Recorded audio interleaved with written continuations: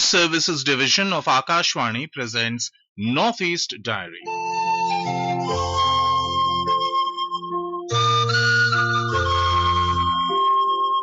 Good evening. Welcome to this edition of Northeast Diary.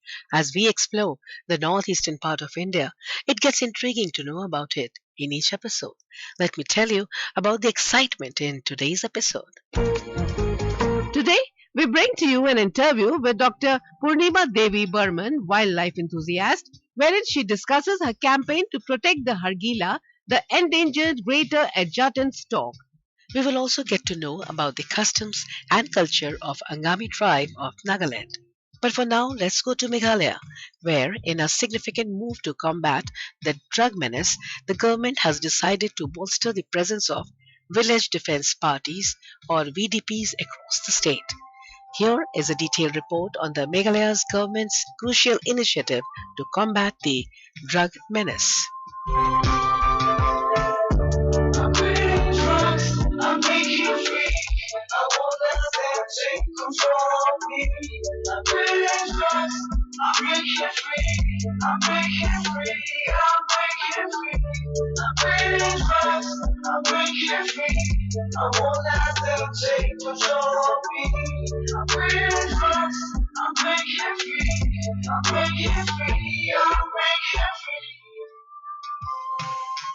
The Meghalaya government is intensifying its efforts to combat the menace of drugs and narcotics by strengthening the presence of village defense parties (VDPs) across the state. Social Welfare Minister Paul Lyngdoh chaired a crucial meeting on May 28 to review the progress of the Drug Reduction, Elimination and Action Mission, also known as DREAM. The meeting saw participation from officials of the Home Police Department, Social Welfare, and various NGOs dedicated to fighting the drug problem. The meeting was organized under the aegis of the DREAM mission, that is the Drug Reduction, Elimination and Action Mission. And we focused on the possibility of strengthening the presence of VDPs across the state of Meghalaya, and discussions on the menace of drug trafficking and drug use in the state of Meghalaya. Minister Lyngdoh highlighted the need for a community-oriented approach, emphasizing that DREAM should not be seen as merely a government initiative. He stressed the importance of involving civil society to effectively tackle the issue. In recent interactions with local governing bodies or Dorbar Shnongs, there was a consensus on the necessity of community involvement in identifying and addressing drug-related problems. We would not like to see DREAM as just a government initiative, but because it's very important that in order to eliminate and eradicate the menace of drugs and narcotics, we need to broaden the involvement of civil society. And the discussions were wide-ranging and covered a lot of areas. We reviewed the progress of the DREAM mission, the various interventions that have taken place, and also we looked at the way forward and how to address the gaps that we noticed in tackling the menace of drugs. One significant area of discussion was the reorganization and empowerment of village defense parties, especially in identified hotspots like Shillong City. The minister noted that better policing and community involvement through VDPs would be a major step forward. The role of VDPs include assisting the police in maintaining law and order, including combating drug-related activities. Duties and functions of these VDPs include A. To assist the police in the maintenance of law and order, peace and tranquility when needed. Okay, then to carry out patrol and watch in the area allotted for the party, prevent thefts, preserve securities, and other unlawful activities for protection of public lives and properties, and 3. To prevent commission of crime. So drugs come under the ambit of the duties and functions of these VDPs, and they will be adequately trained.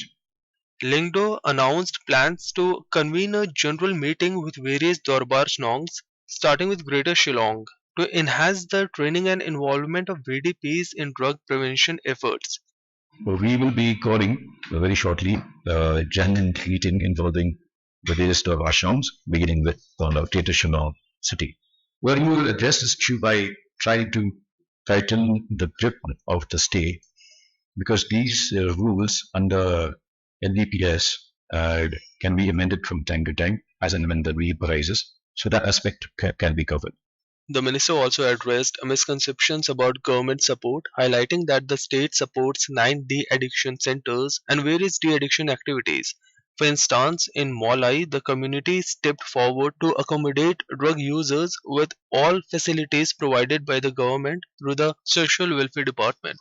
Well, on the de-addiction centers, we have made repeated appeals for the community to come forward. And more than anything else, we also need the presence of professionals, because they would be the one who will be giving the the counseling, the proper counseling. Then we also need medical intervention on a daily basis. These are challenges which we would try to overcome under this mission. And so taking a cue from what the Maulai town has done, we are making this fervent plea to the other Darbars to also come forward, and together we can set up more de-addiction centers. According to the Meghalaya AIDS Control Society, mapping in 8 districts revealed that around 3,100 individuals are affected by drug use. The government's initiative to engage village defense parties is a strategic move to bridge gaps in tackling this pressing issue. This is KG Shapula with Lamprang Nonspung reporting for Northeast Diary from Akashwani News, Shillong.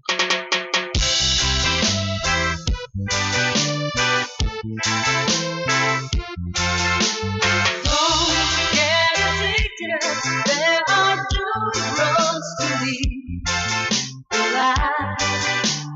Which one will you choose? Life can take us higher than the road. So let us join together and take a firm step. Let us all help one another. Try to set the action. It is the best. All reason to root out all destruction. So let's know to trust and say.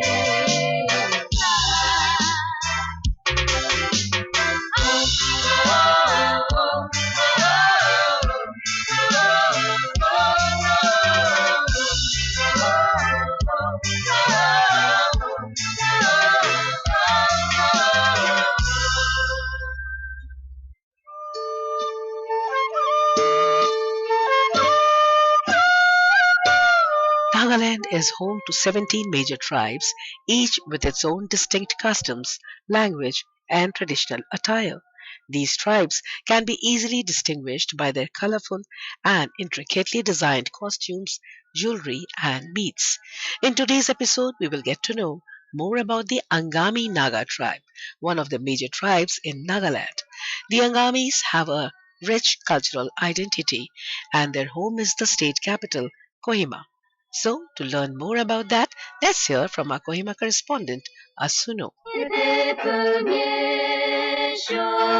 The Angami tribes are mainly indigenous inhabitants of Kohima district, which is divided into 4 regions. In north, Angamis are located in the north of Kohima, in the south at the foothill of Mount Jaffel.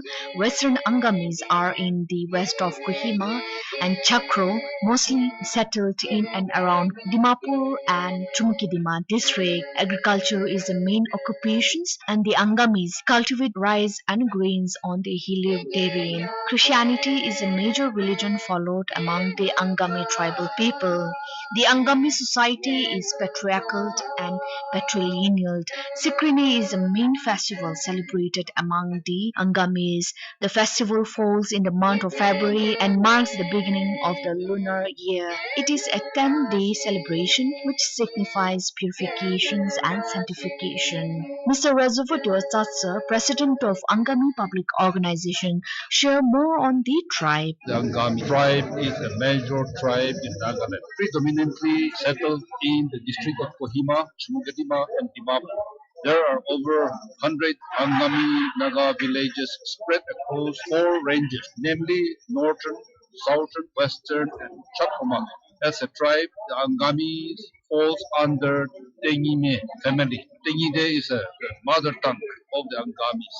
The Angami are one of the first tribe in Nagaland to embrace Christianity, propagated by the American missionaries in the late 18th centuries. Sekrenyi, celebrated in the month of February, is the premier festival of the Angamis.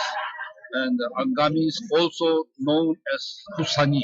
Mostly Angamis practice terrace cultivation and also june cultivation and rear animals.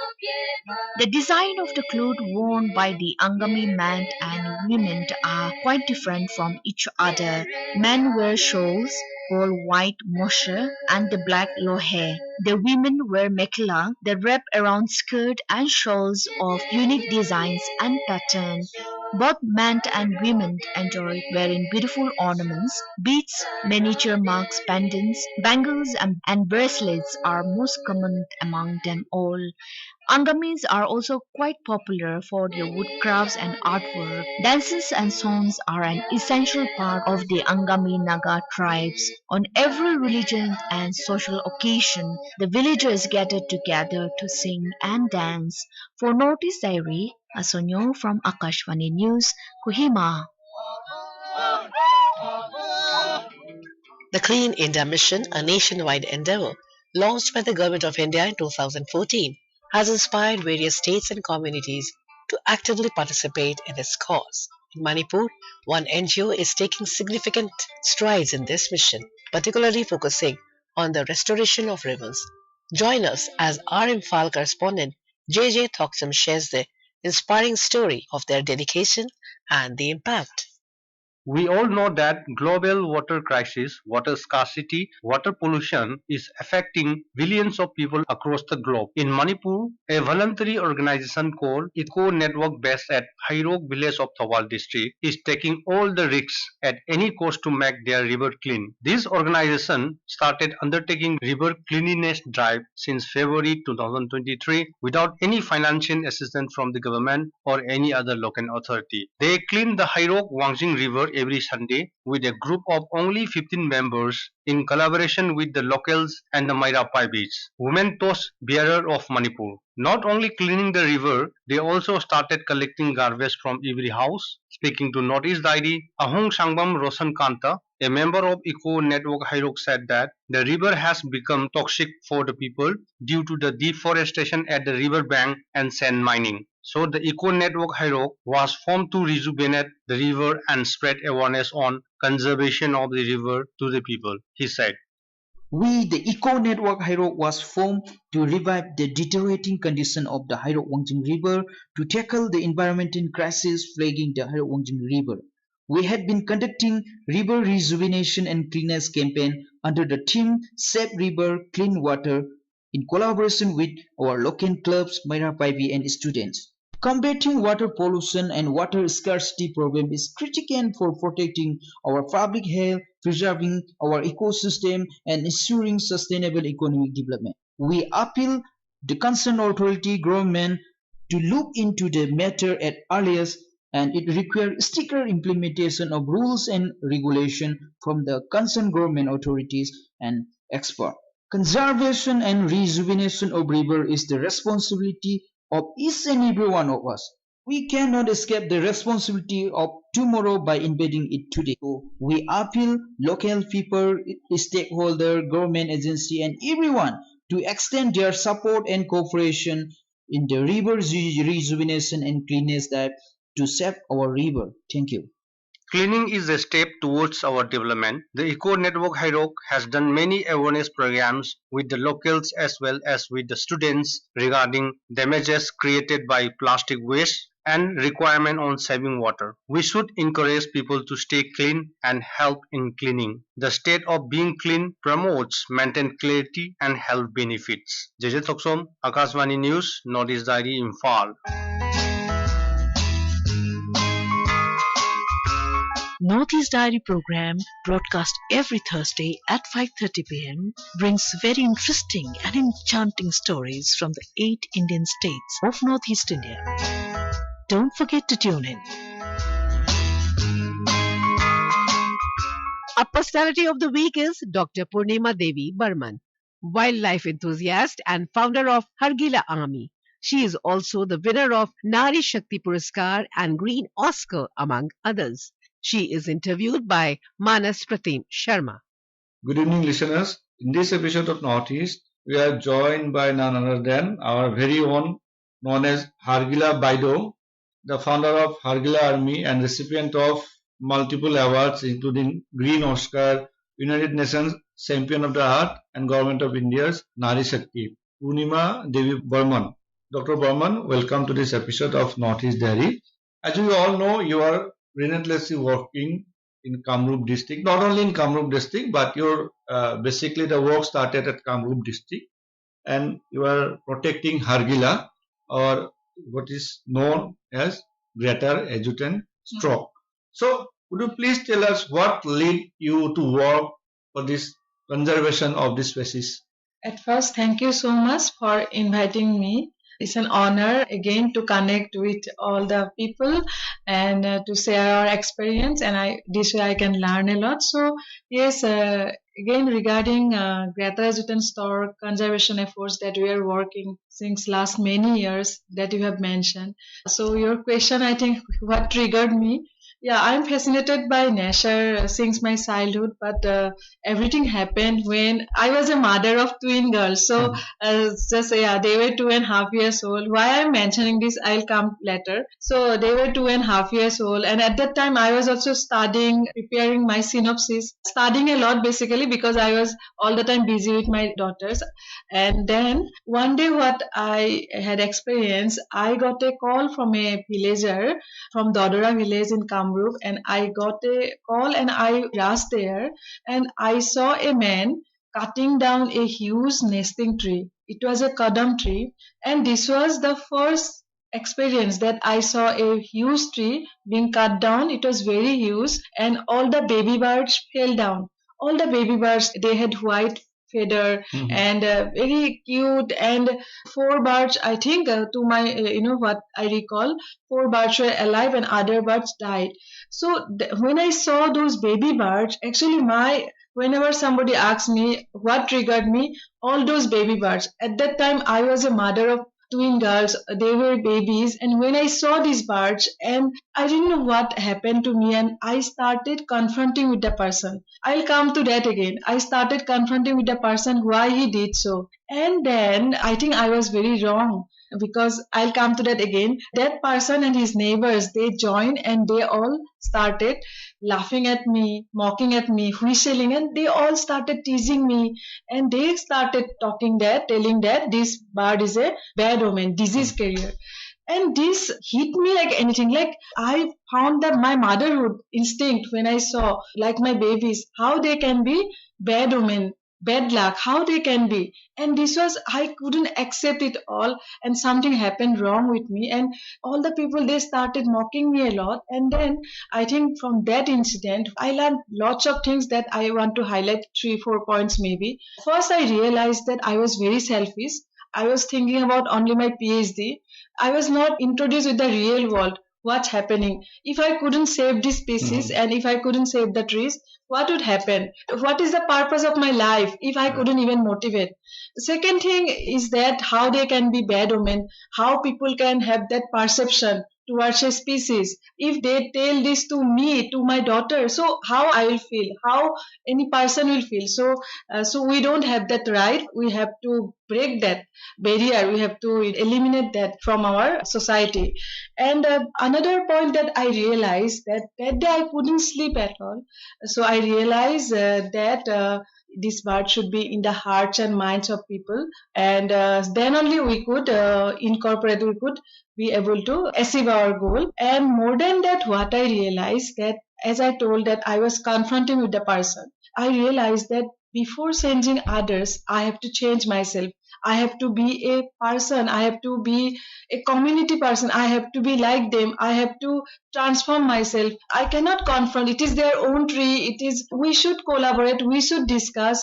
And we should create awareness together. That is the collaboration, I realize. So those things I wanted to highlight. Now, Yeah. as you said on collaboration, as you all know here that you have set up this a huge task force. Mostly initially it was for the local women, Yeah. but later Yeah. men also joined there, and this Yeah. is known as generally is Hargila Army, right? So now, after starting the movement of mass participation, and we are always now people are emphasizing on the environment conservation, nature conservation, and environment education, that we should know how to protect all these things. What changes you have noticed? So with Hargila, I'm working for 15 years. Otherwise, I just, since I was a student, I was volunteering for You studied in nature Guwahati conservation. University. Yeah, yeah. So in my last entire 20 years of journey, I would like to come to Hargila. Yeah. So it's a huge change actually when you are working consistently. So that is the first thing, consistently. Then the second thing, I want to highlight today much on collaboration.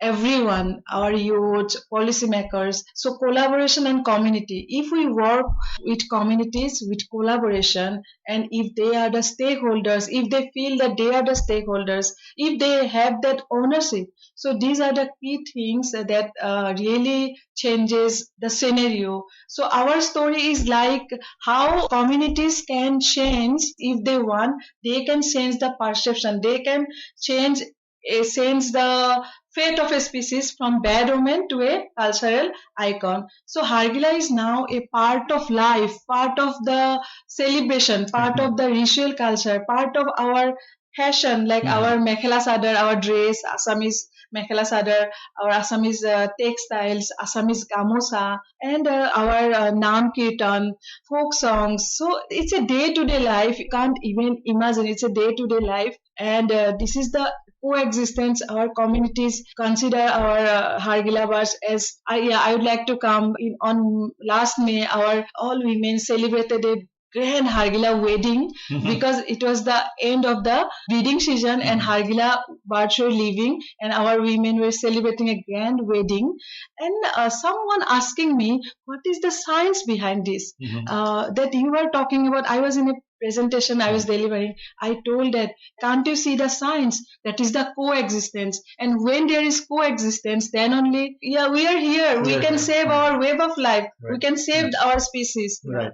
And since you are keep visiting various institutes, even you went on to foreign countries to deliver lectures, to share your experiences, what you have noticed, like how far we are concerned here in India, in specifically in Assam, we people in Assam are concerned in conservation of the natures, and how those people are concerned. What is the difference you have found in way of working in both the areas? Lots of difference, but our goal is common. We have, whenever I meet all the conservationists, we all share same passion. But first difference that I want to mention, that I am so proud, so blessed to be a part of biodiversity hotspot. Being from Assam, we are so green. Whenever I go, so I carry that green with me, I think, and I celebrate that green, and I'm so proud. So I think that is the first difference. And when you are a part of this green, and I think your voice is more powerful than anyone, right? So you have that experience. And for example, we are working for Hargila, so we are working with communities. So that experience, I think, the relentless experience is so powerful. powerful. And then yes, lots of differences, everyone struggling, and people are very conscious about segregation, about waste management. Yeah, that they take it very carefully, and those things I really always feel that we also need to have that basic education. We have to impart that for our toddlers, so that they practice it in their life. So I always realize. How do you want to pass on the baton to the new generation while not only in conservation of in terms of greater education stroke or Hargila, but in general nature conservation, wildlife conservation? How do you want to pass on the baton to the new generation? Our new generation is really ready to take the responsibility. When you ask me the another question, the difference is whenever I am visiting many places in the world, so I found that not only in India, everywhere our new generation, they are much more aware, but many people are very frustrated also.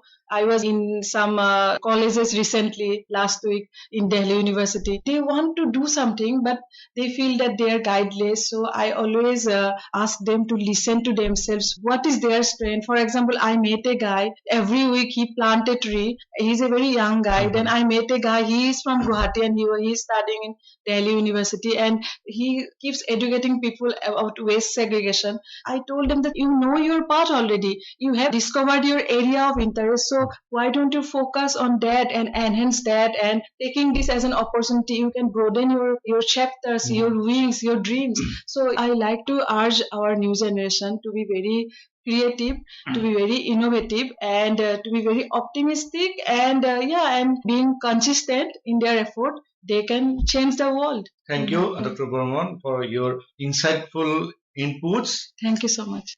So you just heard an interview with Dr. Purnima Devi Burman. The interviewer was Manas Pratim Sharma.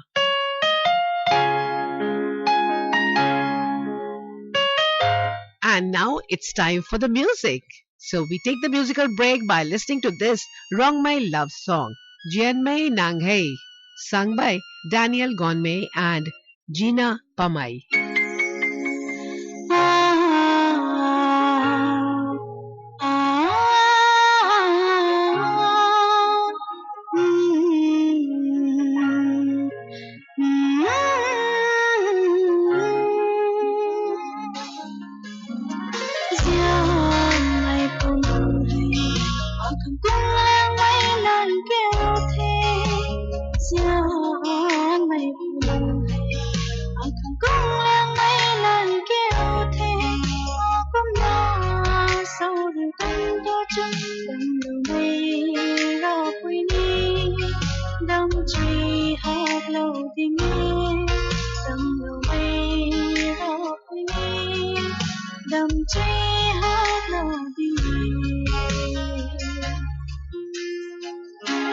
So with that, we come to the end of this edition of Northeast Diary.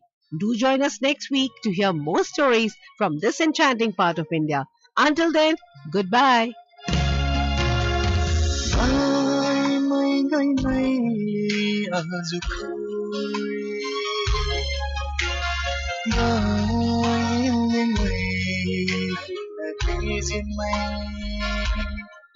Selangkah sa